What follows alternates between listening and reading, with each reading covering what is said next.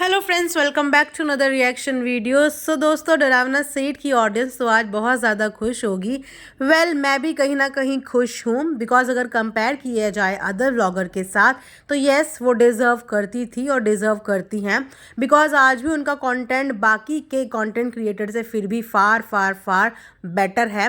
हालांकि प्रॉब्लमेटिक हर व्लॉगर है, यहाँ पे थोड़ा सा रियलिटी दिखाने से चूक जाते हैं, बट उसके बाद भी हम ओवरऑल इन्फ्लुएंसिंग की बात करते हैं तो डरावना सेठ की इन्फ्लुएंसिंग बाकी सारे इन्फ्लुएंसर से काफ़ी मच बेटर है।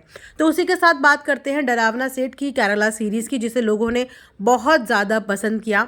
जैसे कि मैं हमेशा से बोलती हूँ कि फैमिली व्लॉगिंग तभी कंप्लीट होती है जब उसमें फैमिली का कंट्रीब्यूशन हो जाता है। तो वैसे ही डरावना सेठ की फैमिली में जब भी इनके इन लॉज का कंट्रीब्यूशन होता है तो इनकी व्लॉगिंग में चार चांद लग जाते हैं। तो वहीं पे अगर हम बात करें व्लॉग्स पे रिव्यूज़ देने की, रियल रिएक्शंस देने की, तो दोस्तों ये जो सीरीज़ है ये और बेटर हो सकती थी। उन लोगों ने नो डाउट बहुत इन्जॉय किया और अपनी साइड से अपना बेस्ट व्लॉग प्रेजेंट किया, बट उस पूरे व्लॉग में ना लोगों को देख के फिर भी बहुत ज़्यादा कन्फ्यूज़न हो गई बिकॉज बहुत सारे लोग केरला जाने का प्लान कर रहे हैं, ट्रैवल प्लान कर रहे हैं, और केरला है भी बहुत ब्यूटीफुल जगह कि हर कोई कभी ना कभी वहाँ जाने की इच्छा ज़रूर रखता है। तो वहीं पे अगर हम इनके कमेंट सेक्शन की बात करें तो बहुत से लोग बार बार इनसे क्वेश्चन पूछ रहे हैं, आप कहाँ रुके थे, आप किस जगह रुके थे, ये कहाँ है, वो कहाँ है। मतलब एक प्रॉपर तरीके से विद आइटिनरी चीज़ें एग्जीक्यूट की जा सकती थी क्योंकि ऑडियंस को केरला सीरीज़ पसंद बहुत आई है, लेकिन उसके साथ साथ ही ऑडियंस कंफ्यूज भी बहुत है क्योंकि प्रॉपर तरीके से डेस्टिनेशंस और आइटिनरी प्लान करके व्लॉग में दिखाई नहीं गई। उनका ज़रूर अच्छे से आइटिनरी सब प्लान था कि हमें इस दिन यहाँ जाना है, इस दिन यहाँ जाना है, ये इस जगह है, लेकिन वो तरीका ऑडियंस को नहीं दिखाया गया। मतलब व्लॉग में वो आइटिनरी अच्छे से एग्जीक्यूट नहीं की गई, जिसकी वजह से ऑडियंस इनसे डिमांड कर रही है कि आप अच्छे से पूरा प्लान होके दिखाओ। बिकॉज ट्रैवल सीरीज़ का मतलब यही होता है कि आप ऑडियंस को हर एक चीज़ के बारे में क्लियरली बताओ, ताकि अगर कोई भी बंदा वहाँ जाने का प्लान कर रहा हो तो आपका ट्रैवल व्लॉग देख के उनको और भी ज़्यादा ईजी हो जाए वहाँ तक रीच आउट करने में, चीज़ों को ढूंढना उन्हें ना पड़े, उनको सब कुछ आपके व्लॉग के द्वारा पता चल जाए। और तो और आपको डिस्क्रिप्शन में भी लिंक्स प्रोवाइड करने चाहिए कि कहाँ पे क्या है, कितना फेयर है, कितना टिकट है। Because travel series is all about this ना कि एक्सपेंस भी सामने वाले को पता चलना चाहिए और डेस्टिनेशंस भी सामने वाले को पता चलनी चाहिए। ऐसे तो रोड मैप लगा के कोई भी कहीं भी पहुंच जाए, लेकिन अगर आप ट्रैवल सीरीज़ बना रहे हो और लोग बहुत पसंद कर रहे हैं तो थोड़ा सा आगे के ट्रैवल सीरीज़ में प्लीज़ इस बात का ध्यान रखना कि अच्छे से सब कुछ दिखाओ ताकि सामने वाले को वहाँ तक रीच आउट करने में प्रॉब्लम ना हो, आपका व्लॉग देख के आसानी हो जाए। उसके बाद हम बात करते हैं डरावना सेठ आज बहुत सारी बातें बोलते बोलते रुक गई। वैसे तो आप सब जानते ही हैं कि वो डरती तो किसी से भी नहीं है, इसीलिए मैं उनको डरावना सेठ बोलती हूँ क्योंकि वो किसी से नहीं डरती। हाँ, लेकिन लोग उनसे डरते ज़रूर हैं बिकॉज वो बेधड़क होकर कुछ भी बोल देती हैं। उनके मुँह में जब जो आता है वो बोलने से पहले सोचती नहीं है, वो बोल देती हैं। तो इसीलिए मैं उन्हें डरावना सेठ बोलती हूँ। तो जिन लोगों को ये चीज़ ऑफेंडेड लगती है, प्लीज़ इस बात का बुरा मत माना करो। मेरा बोलने का मतलब उस कॉन्टेक्स्ट में नहीं होता जिस कॉन्टेक्स्ट में आप लोग सोच लेते हैं। मैं यहाँ पे रिव्यूज़ देती हूँ, रिएक्शंस देती हूँ, सो उसके हिसाब से जो नाम सूट करता है वही नाम मैं फिक्शन कैरेक्टर को दे देती हूँ। सो दोस्तों, जैसा कि आप सबने देखा कि उनको आज एक अवार्ड मिला बेस्ट इन्फ्लुएंसर का, बेस्ट यूट्यूब इन्फ्लुएंसर का, और वो अपने आप में भी बहुत खुश थी। उसके साथ साथ उन्होंने जाते जाते व्लॉग की एंडिंग करते करते कुछ कुछ चीज़ों की हिंट दी कि कैसे मिल गया, क्यों मिल गया, बिकॉज उन्होंने रियलिटी बोल दी जो सबके बस की बोलने की बात नहीं होती, और एक्चुअल में यही रियलिटी है।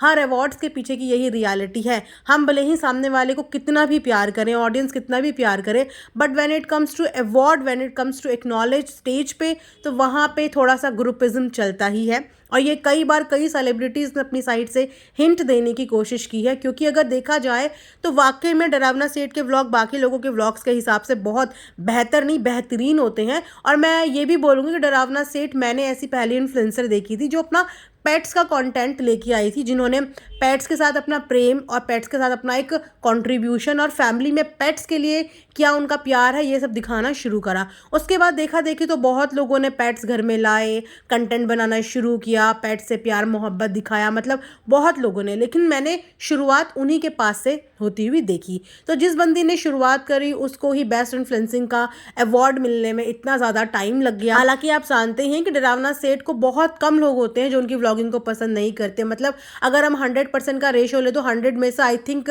10-20% ही लोग होंगे जो उनकी इन्फ्लुएंसिंग में डाउट करते हैं, उनकी इन्फ्लुएंसिंग को पसंद नहीं करते।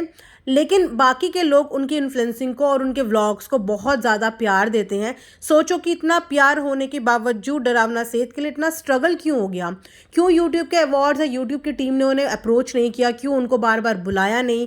क्यों उनके साथ ऐसा हुआ? मतलब होने को तो उनको बहुत कुछ हो सकता था, बिकॉज उनको प्यार इतना मिलता है। कमेंट में उनके 80-90% पॉजिटिव कमेंट्स होते हैं, उनका कंटेंट अच्छा होता है, लेकिन उसके बाद भी उनको एक्नॉलेज बहुत कम किया जाता है। वहीं पे अगर बेकार बेकार यूट्यूबर्स की बात करें, मैं ऐसे किसी को हाईलाइट नहीं कर रही हूँ, मतलब मैं अपना नज़रिया शेयर कर रही हूँ कि ऐसे बहुत सारे यूट्यूबर हैं जिनके पास कंटेंट के नाम पे कुछ भी नहीं है और फिर भी उनको इतना हाइप दिया जाता है, इतने अवार्ड्स पे अवार्ड्स दिए जाते हैं। वहीं पे अगर फैमिली व्लॉगिंग की बात करें तो yes, Darawna Seth is one of the good content creator और one of the good family vlogger, जिनको एक्नॉलेज ज़रूर किया जाना चाहिए था, इससे पहले ही कर दिया जाना चाहिए था।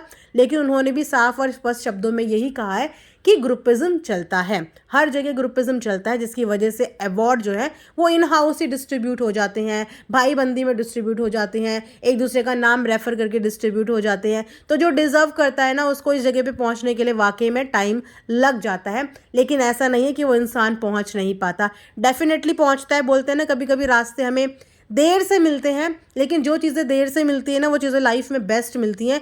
बिकॉज जब चीज़ें आसानी से मिल जाती है ना, तो उस बंदे को उस चीज़ की कभी वैल्यू और कद्र भी नहीं होती, और उस बंदे का घमंड जो है वो 7वें आसमान पे ही हमेशा रहता है कि मुझे तो बिना मेहनत करे हुए ही हर चीज़ मिल गई, तो मैं इसकी क्यों कद्र करूँ। वहीं पर अगर जिस इंसान को इतना स्ट्रगल करके, इतना इंतज़ार करके और इतनी मेहनत करके कोई चीज़ मिलती है, तो उसके लिए वो चीज़ जो है बहुमूल्य होती है, उस चीज़ की बहुत ज़्यादा कीमत होती है, और वो उतनी ही शिद्दत से अपनी उस चीज़ की रिस्पेक्ट करता है। तो डरावना सेठ ने वाकई में कंटेंट के नाम पे कभी भी कोई गंदा कंटेंट नहीं दिखाया। ऐसा कंटेंट कभी नहीं दिखाया जिसको हम 4 फैमिली मेम्बर के साथ बैठ के ना देख पाएँ। ना ही उनके घर में कभी हमने कोई कलेश देखा, ना ही उनकी कोई गंदी कंट्रोवर्सी देखी कि घर घर में सब लड़ रहे हैं, मर रहे हैं या कुछ कर रहे हैं, ये कर रहे हैं, कभी नहीं दिखाया। उन्होंने एक साफ़ सुथरी व्लॉगिंग ही दिखाई। भले ही बीच में उनके व्यूज़ ड्रॉप हुए थे, लेकिन अब उनके व्यूज़ काफ़ी अप होने लगे हैं। लेकिन उन्होंने दिखाई हमेशा साफ़ सुथरी व्लॉगिंग, जो हम लोग घर के मेंबर्स के साथ बैठ के आराम से देख सकते हैं।